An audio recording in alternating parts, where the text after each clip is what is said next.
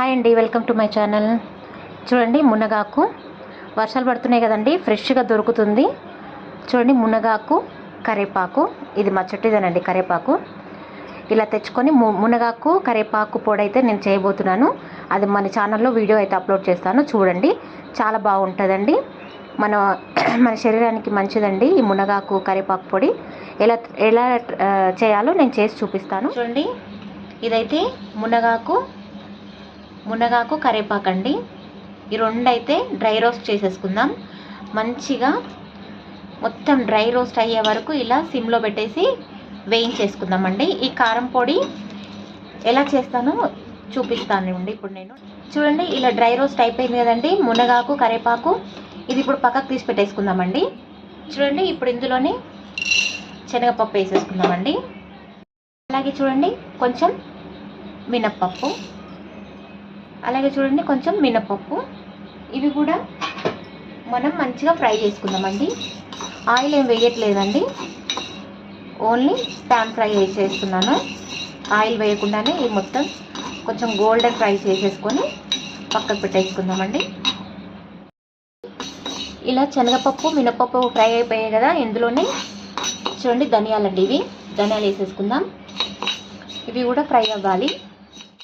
ధనియాలు వేసుకున్నాం కదండి, ఇదిగోండి ఇందులోనే జీలకర్ర వేసేసుకొని ఫ్రై చేసుకుందామండి ఇలాగా. ఇవి కూడా కొద్దిసేపు ఒక 2 minutes ఫ్రై అయిన తర్వాత ఎండుమిరపకాయలు అయితే వేసుకుందామండి ఇందులోనే. తర్వాత ఎండుమిరపకాయలు అయితే ఫ్రై చేసుకుందామండి. చూడండి, తర్వాత ఎండుమిరపకాయలు అయితే ఫ్రై చేసేసుకుందాం. ఇవి త్వరగానే ఫ్రై అయిపోతాయండి. ఆల్రెడీ పెనం హీట్గా ఉంది కదా, లాస్ట్లో ఇవైతే ఫ్రై చేసేసుకొని అన్నీ మిక్సీ పట్టేసుకోవడమేనండి. చూడండి, అన్నీ ఇలాగైతే ఫ్రై చేసేసుకున్నాను. ఇది చూడండి, మునగాకు కరివేపాకు పొడి,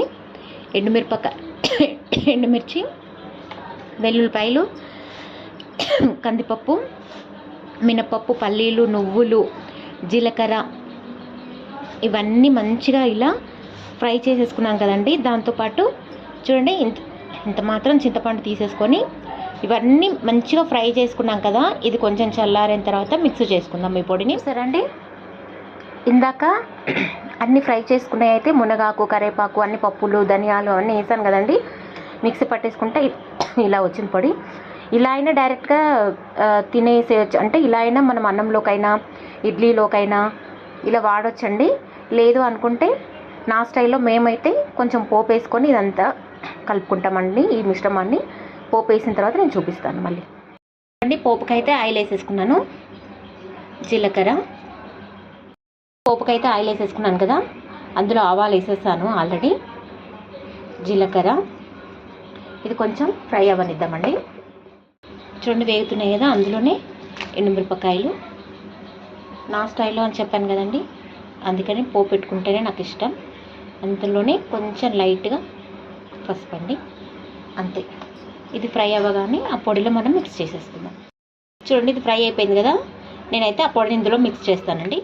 చూసారా, ఇలా అయితే పోపు అయితే కలిపేసుకున్నాను, మిక్స్ చేసేసుకున్నాను. అంతేనండి, మునగాకు కరివేపాకు పొడండి. కళ్ళకి, మన ఒంటికి, మన శరీరానికి మంచిదండి. ఏదో ఒక రూపంలో మునగాకు పొడి అయితే మన శరీరానికి లోపలికి వెళ్ళడానికి ట్రై చేయండి. ఏదో ఒక రూపంలో తినడానికి ట్రై చేయండి. నేనైతే ఇలా చేసేసుకున్నానండి. నేనైతే వేడివేడి అన్నంలోకి అయితే ట్రై చేస్తాను. ఓకేనా మరి, బాయ్.